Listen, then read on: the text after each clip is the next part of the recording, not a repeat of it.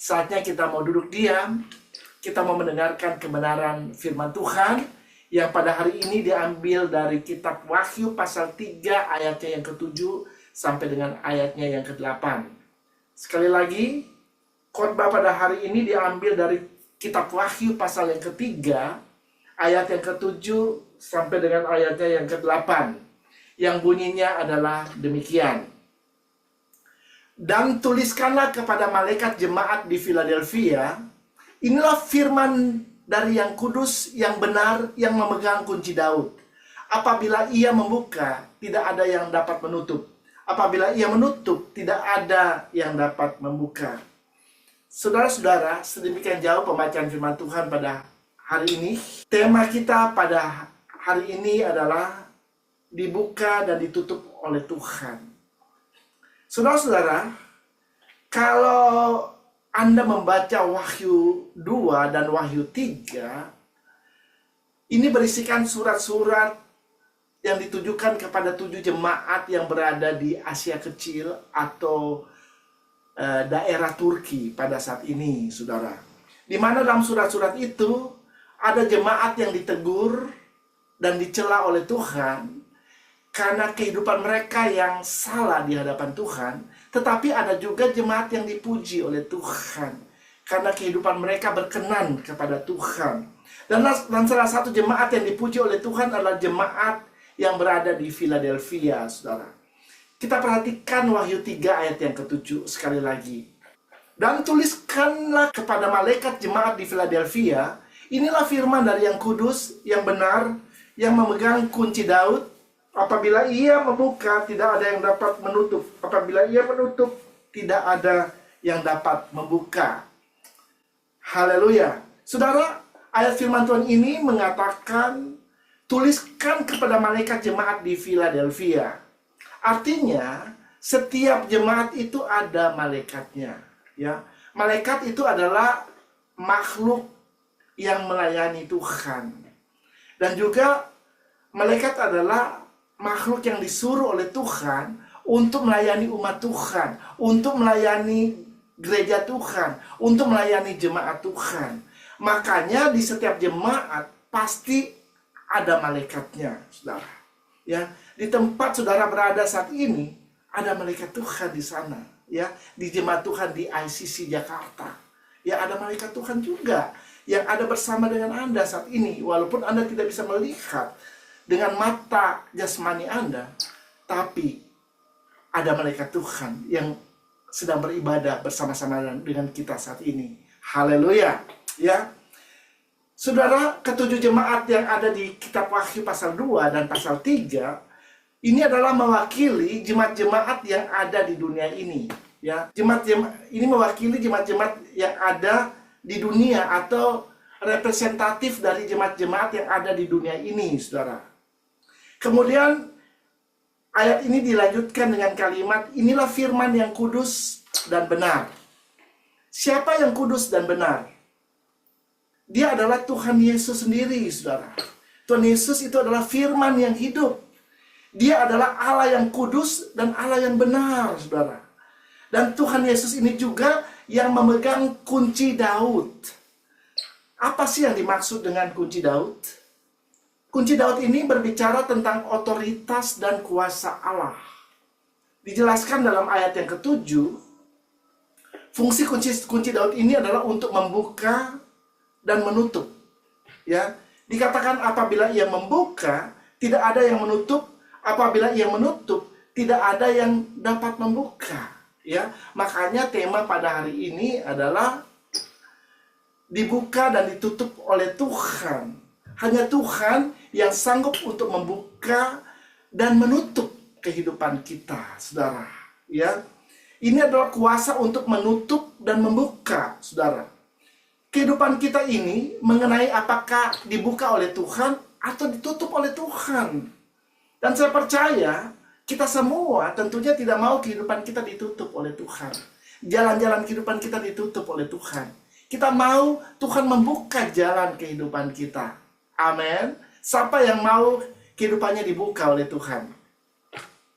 Haleluya. Ya, saya percaya kita semua mau kehidupan kita dibuka oleh Tuhan. Ya, Tuhan Yesuslah yang mempunyai kuasa untuk menutup dan membuka. Alkitab mencatat segala kuasa sudah diberikan kepada Tuhan Yesus. Kita bisa baca itu di dalam Matius 28 ayatnya yang ke-18. Yesus mendekati mereka dan berkata, "Kepadaku telah diberikan segala kuasa di sorga dan di bumi." Saudara-saudara, dengan jelas firman Tuhan mengatakan kepada kita, segala kuasa di sorga dan segala kuasa di bumi sudah diberikan kepada Tuhan Yesus. Dan kuasa itu sudah diberikan Tuhan kepada kita sebagai anak-anaknya. Ya, setiap orang percaya diberikan kuasa untuk menjadi anak-anak Allah. Dikatakan dalam Yohanes 1 ayat 12, coba kita baca ayat ini. Tetapi semua orang yang menerimanya diberinya kuasa supaya menjadi anak-anak Allah, yaitu mereka yang percaya dalam namanya. Haleluya. Jadi saudara, semua orang yang percaya kepada Yesus diberikan kuasa untuk menjadi anak-anaknya. Kuasa untuk apa, saudara? Ya, kuasa untuk mengikat dan melepas. Coba kita lihat Matius 16 ayat 19. "Kepadamu akan kuberikan kunci kerajaan sorga. Apa yang kau ikat di dunia ini akan terikat di sorga, dan apa yang kau lepaskan di dunia ini akan terlepas di sorga." Ya, saudara, dengan jelas dikatakan dalam ayat firman Tuhan ini, kepadamu, kepada orang-orang yang percaya sudah diberikan kunci kerajaan sorga. Ya, jadi apa yang kita ikat di dunia ini akan terikat di surga, dan apa yang kita lepaskan di dunia ini akan terlepas di surga. Nah, apa sih yang harus diikat pada waktu kita berada di dunia ini? Saudara-saudara, kita diberikan kuasa dan otoritas untuk mengikat iblis dan roh-roh jahat sehingga mereka tidak bisa bekerja dan beroperasi, saudara. Ya, kita diberikan kuasa untuk melepaskan kuasa Allah juga. Ya, melepaskan berkat-berkat Allah, ya, berkat keselamatan, berkat perlindungan, berkat kesembuhan, dan berkat-berkat yang lain, saudara. Nah, ada beberapa hal yang saya mau bagikan pada saat ini, bagaimana supaya kehidupan kita bisa dibuka oleh Tuhan. Yang pertama, kita harus hidup mengandalkan Tuhan, menuruti firman-Nya dan setia kepada Tuhan. Perhatikan ayat yang ke-8 dari kitab Wahyu pasal yang ketiga. Coba kita lihat ayat ini. "Aku tahu segala pekerjaanmu, lihatlah, aku telah membuka pintu bagimu yang tidak dapat ditutup oleh seorang pun.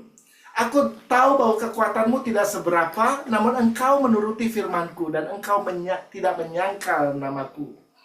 Saudara-saudara, kalimat "aku tahu segala pekerjaanmu" artinya Tuhan melihat segala sesuatu yang kita kerjakan dan lakukan. Dan Tuhan melihat apa yang dilakukan oleh jemaat di Philadelphia, saudara. Ya, dia melihat apa yang mereka lakukan. Setiap aktivitas mereka dipantau oleh Tuhan. Ya, dan Tuhan tahu apakah mereka mengerjakan itu dengan sungguh-sungguh atau mereka melakukan itu dengan bermalas-malasan. Tuhan tahu, saudara. Ya, jadi tidak ada sesuatu pun yang tersembunyi di hadapan Tuhan, karena Dia adalah Allah yang Maha Tahu, saudara. Kemudian dilanjutkan dengan "Aku telah membuka pintu bagimu yang tidak dapat ditutup oleh seorang pun." Jadi kalau Anda lihat di dalam ayat firman Tuhan ini kepada jemaat di Philadelphia, Tuhan telah membuka pintu bagi mereka. Kenapa? Dijelaskan dalam ayat ini. Yang pertama, "Aku tahu bahwa kekuatanmu tidak seberapa, namun engkau menuruti firman-Ku." Artinya, jemaat di Philadelphia, mereka sadar bahwa kekuatan mereka nggak seberapa, mereka nggak mampu. Ya, oleh karena itu, mereka sungguh-sungguh mengandalkan Tuhan. Mereka sungguh-sungguh menggantungkan kehidupan mereka kepada Tuhan. Karena dengan kekuatan mereka sendiri, mereka sadar mereka tidak akan mampu untuk menghadapi dunia ini, saudara. Mereka tidak akan mampu menghadapi situasi, tantangan yang terjadi di dalam hidup mereka. Mereka membutuhkan Tuhan. Mereka tidak mampu untuk melakukan firman Allah. Ya, mereka tidak mampu melakukan ketetapan-ketetapan Tuhan. Karena itu mereka sungguh-sungguh mengandalkan Tuhan di dalam hidup mereka, saudara. Dan mereka menuruti segala apa yang Tuhan firmankan dalam hidupnya. Artinya mereka berjalan sesuai dengan kebenaran. Mereka berjalan sesuai dengan apa yang maunya Tuhan dalam hidup mereka. Mereka percaya penuh kepada janji-janji Allah. Dan mereka berpegang penuh kepada janji-janji Allah. Karena mereka tahu waktu Tuhan berfirman, Tuhan berjanji di dalam hidup mereka, Tuhan tidak pernah berdusta. Tuhan pasti akan menepati setiap janji-janjinya. Haleluya. Ya. Dan yang kedua dikatakan dalam firman Tuhan ini, dan engkau tidak menyangkal namaku. Ya, artinya jemaat di Philadelphia, mereka memilih untuk tetap setia kepada Tuhan sampai akhir, saudara. Ya, mereka memilih untuk tetap setia kepada Tuhan dalam segala situasi dan keadaan yang terjadi dalam hidup mereka. Ya, dalam situasi, dalam tantangan apapun yang mereka alami, mereka tetap memilih untuk tetap setia kepada Tuhan, saudara. Mereka memilih untuk tetap berjalan di dalam jalan-jalan Tuhan. Tidak menyimpang ke kiri dan tidak menyimpang ke kanan, saudara. Dan Tuhan sangat senang kepada orang-orang yang memilih untuk hidup setia kepadanya. Ya, orang-orang yang hidup di dalam kesetiaan. Karena Tuhan kita adalah Allah yang setia. Ya, itu sudah dibuktikan. Ya, ketika Tuhan Yesus datang ke dunia ini, Dia setia untuk melakukan misi daripada Allah Bapa. Sampai Dia harus mati di atas kayu salib untuk menanggung dosa seluruh umat manusia. Dengan jalan itu terbuka jalan keselamatan bagi orang yang mau percaya kepadanya. Ya, jadi Tuhan sangat senang, sangat menghargai orang-orang yang hidup di dalam kesetiaan. Dan orang-orang yang seperti ini, mereka akan melihat jalan-jalannya dibuka oleh Tuhan. Haleluya. Yang kedua, bagaimana supaya pintu-pintu bisa dibukakan? Saudara, kalau Anda mau melihat pintu dibukakan di dalam hidupmu, ya, Anda harus hidup di dalam doa, ya. Karena pintu yang tertutup hanya bisa dibuka juga dengan doa. Ya, kita bisa baca dalam Yakobus 5 ayat 16b. Doa orang yang benar bila dengan yakin didoakan sangat besar kuasanya. Saudara, ada kuasa yang besar pada waktu umat Tuhan berdoa. Ada kuasa yang besar pada waktu umat Tuhan merendahkan diri di hadapan Tuhan. Ya, artinya merendahkan diri, artinya kita nggak mampu. Kita membutuhkan Tuhan di dalam hidup kita. Oleh sebab itu, kehidupan doa ini harus dibangun oleh setiap orang yang percaya. Orang percaya harus menyediakan waktu-waktu untuk berdoa kepada Tuhan. Gereja Tuhan harus banyak berdoa, saudara. Apalagi di hari-hari yang terakhir ini. Dikatakan hari-hari terakhir ini adalah kita akan mengalami masa-masa yang sukar. Nah, untuk bisa survive di hari-hari yang terakhir ini, kita harus banyak berdoa. Supaya kita tetap kuat di dalam Tuhan. Ya. Pencobaan bisa saja terjadi dalam hidup kita, tetapi orang yang berdoa dia tetap akan kuat, dia tetap akan bertahan dan menang terhadap setiap pencobaan yang terjadi di dalam hidupnya. Ya, saudara-saudara, orang Kristen atau pengikut Kristus, kehidupannya tidak bisa dipisahkan dengan doa. Karena waktu umat Tuhan berdoa, pintu-pintu akan dibukakan di dalam kehidupannya. Pintu apa yang tertutup dalam hidupmu pasti akan dibuka oleh Tuhan pada waktu Anda memilih untuk berdoa, memilih untuk berseru kepada Tuhan. Ya, Tuhan akan membuka pintu keselamatan, Tuhan akan membuka pintu perlindungan, Tuhan akan membuka pintu keberhasilan. Kalau engkau mau berhasil dalam hidupmu, berdoa sama Tuhan, maka Tuhan akan membuat engkau berhasil di dalam apapun yang kau kerjakan dalam hidupmu. Kalau engkau mau melihat mujizat Tuhan terjadi dalam hidupmu, berdoa, saudara. Berdoa. Kalau Anda mengalami hal-hal yang kelihatannya nggak mungkin, pada waktu Anda memilih untuk berdoa kepada Tuhan, maka Anda akan melihat apa yang tidak mungkin menjadi mungkin. Amin. Haleluya. Ya. Dan kalau Anda mau memiliki masa depan yang indah. Mungkin saat ini engkau tidak melihat ada masa depan yang baik di dalam hidupmu. Berdoa, saudara. Karena janji Tuhan, Dia akan memberikan masa depan yang gilang gemilang, masa depan yang penuh dengan harapan. Dan pintu itu akan dibuka di dalam hidupmu. Ada banyak pintu yang bisa dibuka di dalam hidupmu. Pintu berkat Tuhan, sehingga engkau boleh hidup di dalam berkat-berkat yang sudah Tuhan sediakan di dalam hidupmu. Bahkan pintu penginjilan dan sebagainya, saudara, bisa dibukakan di dalam hidupmu. Contohnya adalah Rasul Paulus. Rasul Paulus minta kepada jemaat di Kolose untuk berdoa bagi dia dan timnya di dalam pelayanannya. Pada waktu dia sedang berada dalam penginjilan, pada waktu dia sedang berada dalam pemberitaan Injil, saudara. Kita bisa baca itu dalam Kolose 4 ayatnya yang ketiga. Berdoalah juga untuk kami supaya Allah membuka pintu. Perhatikan, Allah membuka pintu. Jadi yang bisa membuka pintu hanya Tuhan, ya. Untuk pemberitaan kami, sehingga kami dapat berbicara tentang rahasia Kristus yang karenanya aku dipenjarakan. Haleluya. Ya, jadi Rasul Paulus meminta kepada jemaat di Kolose untuk berdoa bagi dia dan timnya, saudara, supaya pintu pemberitaan Injil terbuka, ya, karena mereka pada waktu itu sedang berada dalam pemberitaan Injil, saudara. Dan mereka minta tolong supaya jemaat mensupport mereka di dalam doa. Kenapa kita perlu berdoa waktu kita mengadakan penginjilan? Ya makanya kalau di dalam doa-doa, ya, secara jemaat, kita suka berdoa, mari kita berdoa untuk penginjilan di muka bumi ini. Benar, ya? Karena memang perlu didoakan supaya pintu pemberitaan Injil itu terbuka, saudara. Karena iblis nggak mau kalau ada orang-orang yang diselamatkan karena mendengarkan Injil. Iblis berusaha dengan segala macam cara, dengan sekuat tenaga, dia akan mencoba menghalangi dan menghambat pemberitaan Injil yang ada di dunia ini, saudara. Karena iblis mau tidak ada seorang pun di dunia ini yang selamat. Dia mau semua orang terhilang, ya.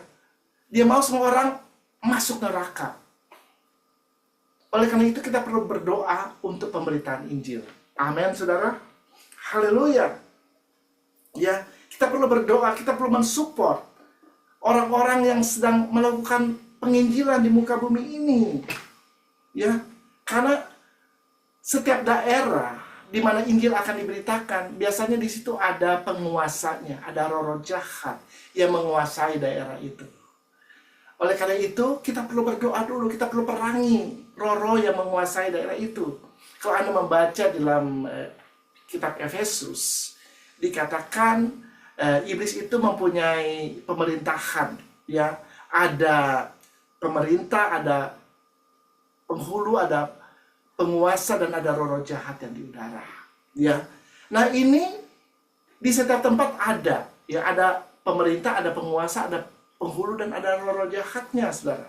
Makanya itu harus diikat terlebih dahulu. Kuasa mereka harus dilumpuhkan terlebih dahulu.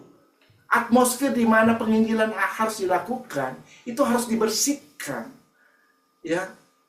Nah, biasanya kalau Anda pernah mendengar kata pemetaan rohani, ya, pemetaan rohani itu adalah di mana kita memetakan apa-apa saja roh-roh yang menguasai sebuah daerah atau sebuah wilayah.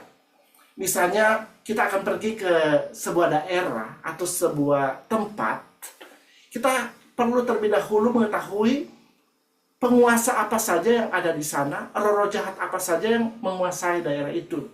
Misalnya daerah itu sering terjadi perjinahan atau free sex, ya, berarti daerah itu dikuasai oleh roh-roh jina, banyak berada di situ. Atau misalnya suatu daerah sering terjadi kekerasan atau pembunuhan, berarti daerah itu dikuasai oleh roh kekerasan atau pembunuhan ada di situ. Dan kalau ada satu daerah, misalnya banyak orang yang diperbudak oleh narkoba, saudara, berarti di daerah itu ada roh perbudakan, saudara. Nah, dengan membuat pemetaan secara rohani, kita akan bisa melihat, ya, misalnya latar belakang dari satu kota atau satu daerah, roh-roh apa saja yang menguasai daerah itu, Dengan mengetahui ini kita bisa perangi roh-roh itu. Ya, sebelum kita masuk ke daerah itu untuk memberitakan Injil, saudara. Ya, jadi atmosfer dari daerah itu harus dibersihkan terlebih dahulu. Ya, saya kasih contoh pada waktu kami mengadakan penginjilan di Palembang, ya, di daerah Sumatera Selatan di tahun 90-an, ya. Sebelum kami pergi ke Sumatera Selatan, kami melakukan doa terlebih dahulu. Ya. Kami lakukan doa terlebih dahulu. Kami membuat pemetaan secara rohani, roh-roh apa saja yang ada di daerah Sumatera Selatan. Dan sesudah kami mengetahui, kami mulai berdoa, mulai perangi roh-roh itu. Dan pada hari hanya kami pergi, kami waktu itu, saya ingat kita waktu itu naik ke bus Big Board. Sudah tahu Big Board ya, kan ada, kalau Indonesia kan ada taksi Bluebird ya. Ini kita pakai bus yang Big Board, yang gede ya. Dan kita naik di situ ya, pergi ke Palembang, saudara. Kita bekerja sama dengan salah satu gereja di sana. Pada waktu itu saya belum ada di gereja, saya ada di Persekutuan Doa, saudara. Dan Persekutuan Doa mengadakan penginjilan untuk daerah Sumatera Selatan pada waktu itu. Dan kami pergi, anak-anak muda semuanya, kami pergi. Dan kami sampai di sana, dan dalam perjalanan pun kami terus berdoa, saudara. Setiap 15 menit ada orang yang berdoa. Ya, kami mengadakan doa berantai selama perjalanan. Ya, jadi nggak ada yang tidur, saudara. Ya, 15 menit pasti ada 2 orang yang berdoa. Gantian kita berdoa sampai kita sampai di Palembang, saudara. Dan di sana kita pergi ke 8 kabupaten yang ada di daerah Palembang. Kita masuk ke daerah pedalaman di Palembang, saudara. Ya. Dan saudara, saya bisa melihat kuasa daripada doa itu. Ada banyak jiwa yang dimenangkan bagi Kristus. Amin. Ya, ada banyak jiwa, bahkan disertai dengan mujizat-mujizat yang luar biasa, saudara. Tanda-tanda heran menyertai, saudara. Firman Allah berkata, sign and wonders, ya. Mujizat, tanda-tanda heran akan menyertai pada waktu kita pergi memberitakan Injil, saudara. Ya, dan Pastor Desi pada waktu itu mendoakan ada seorang dengan gangguan jiwa, orang itu disembuhkan, saudara. Ya, orang itu disembuhkan. Ya, dan ada banyak lagi kesaksian-kesaksian yang mungkin saya tidak bisa bagikan pada saat ini berhubung waktu kita, saudara.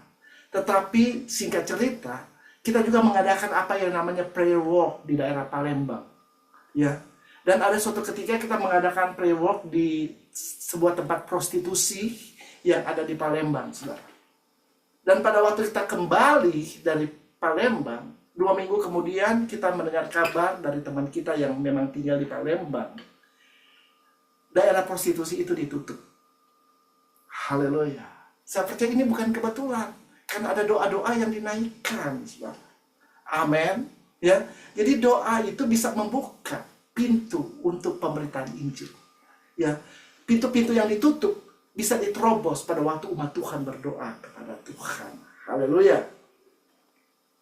Jadi doa sangat penting, saudara. Ya, kita balik ke pelayanan dari Rasul Paulus, kita bisa lihat dalam Kisah Para Rasul 14 ayat 27. Setibanya di situ mereka memanggil jemaat berkumpul, lalu mereka menceritakan segala sesuatu yang Allah lakukan dengan perantaraan mereka, bahwa ia telah membuka pintu bagi bangsa-bangsa lain kepada iman. Amin. Haleluya. Saudara lihat, pada waktu umat Tuhan berdoa, ya, maka Tuhan membuka pintu. Ya, membuka pintu. Sehingga bangsa-bangsa lain bisa datang kepada Tuhan, saudara. Kan memang Rasul Paulus dipanggil untuk memberitakan Injil kepada bangsa-bangsa non-Yahudi, saudara. Jadi bangsa-bangsa kemana dia pergi, itu mereka bisa memberitakan Injil. Nah, kenapa ini bisa terjadi? Karena ada orang-orang yang berdoa buat dia. Dan doa ini bisa membuka pintu-pintu pemberitaan Injil. Amin. Haleluya. Contoh yang lain, kita akan melihat dari kehidupan Hana, saudara. Hana ini adalah ibu dari Nabi Samuel. Ya, kalau Anda yang belum tahu, ya, Hana ini adalah ibu dari Nabi Samuel. Kalau Anda membaca dalam 1 Samuel pasal yang pertama, ayat 1 sampai 18, tapi nanti saya tidak akan membaca seluruh ayat-ayat ini, ya. Hanya beberapa ayat yang nanti akan ditampilkan.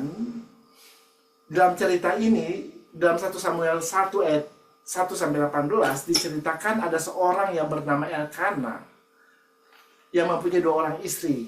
Istrinya bernama Hana dan Penina, saudara. Dan dikatakan bahwa Penina itu mempunyai anak dan Hana tidak mempunyai anak. Nah, alasan kenapa Hana tidak mempunyai anak, karena Tuhan menutup kandungannya. Ya, jadi kandungan dari Hana itu ditutup oleh Tuhan. Tentu ada alasan kenapa Tuhan menutup kandungan dari Hana. Ya, karena dia nggak punya anak, Penina, istri daripada Elkana yang lain ini, selalu menyakiti hati Hana selama bertahun-tahun. Dia disakiti oleh Penina. Kita bisa baca itu dalam 1 Samuel 1 ayat 6 sampai 7. Coba kita lihat. Tetapi malunya selalu menyakiti hatinya supaya ia gusar karena Tuhan telah menutup kandungannya. Demikianlah terjadi tahun ke tahun. Setiap kali Hana pergi ke rumah Tuhan, Penina menyakiti hati Hana sehingga ia menangis dan tidak mau makan. Saudara perhatikan dalam ayat firman Tuhan ini dijelaskan dari tahun ke tahun Penina menyakiti hati Hana. Karena Hana pada waktu itu tidak mempunyai anak, saudara. Dan dijelaskan juga di situ karena Tuhan telah menutup kandungannya.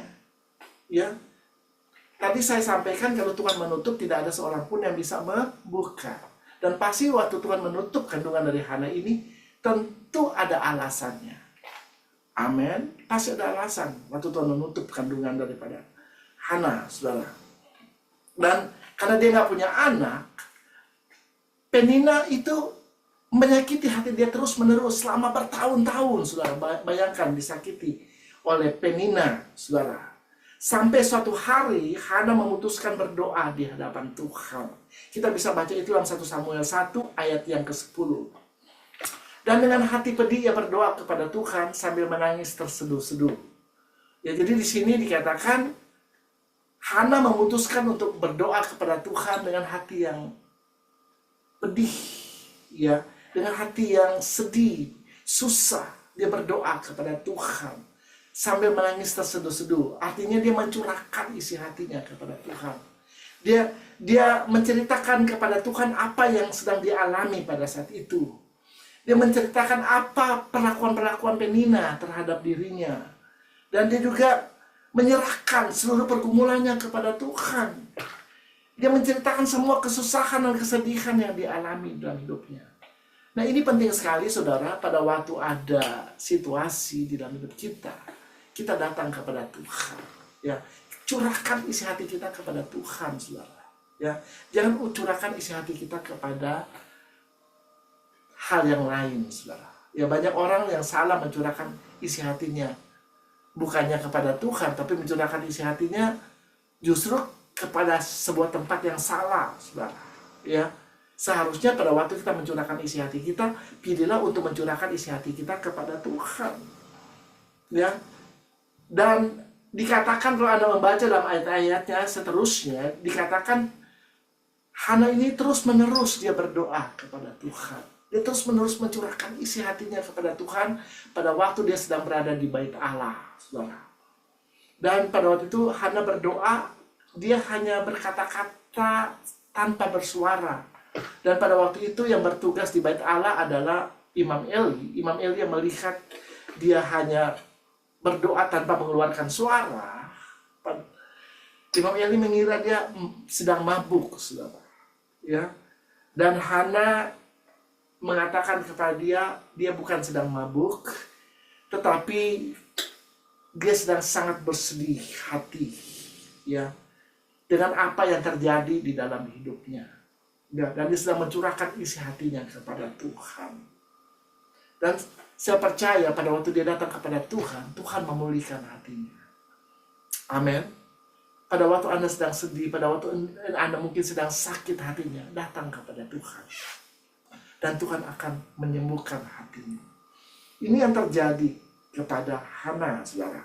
Dan kalau Anda membaca dalam kitab 1 Samuel 1 ayat 19 sampai 20, coba kita lihat. Keesokan harinya bangunlah mereka itu pagi-pagi, lalu sujud menyembah di hadapan Tuhan. Kemudian pulanglah mereka ke rumahnya di Rama. Ketika Elkana bersetubuh dengan Hana, istrinya, Tuhan ingat kepadanya. Ya, jadi Tuhan ingat kepada Hana. Ya, karena pada waktu Hana berdoa, dia juga berkata kepada Tuhan, kalau Tuhan memberikan dia seorang anak laki-laki, maka dia akan mempersembahkan anaknya kepada Tuhan seumur hidup anak itu, saudara. Dan pada waktu dia bersetubuh dengan Elkana, dikatakan dalam firman Tuhan ini, Tuhan ingat kepada dia. Artinya Tuhan peduli kepada dia. Nah, kalau Tuhan ingat, ya, Tuhan membuka kandungannya, saudara. Yang tadinya tertutup dibuka oleh Tuhan. Karena yang hanya bisa menutup atau membuka itu hanya Tuhan, saudara. Amin. Ya, jadi kehidupan kita kalau kita mau dibuka, datang kepada Tuhan di dalam doa. Percaya ada kuasa yang besar pada waktu kita berdoa di hadapan Tuhan. Ya, dikatakan akhirnya Tuhan membuka kandungan dan melahirkan anak yang dinamainya Samuel. Sebab aku telah memintanya daripada Tuhan, artinya Tuhan mendengar dan membuka kandungan daripada Hana.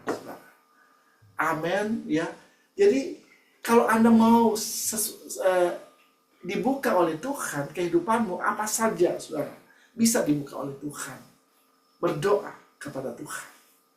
Ya, ini yang terjadi dalam kehidupan Hana. Pada waktu dia memutuskan untuk datang berdoa, meminta kepada Tuhan, Tuhan membuka kandungannya sehingga dia bisa memperoleh seorang anak, dan anak itu dipersembahkan kepada Tuhan.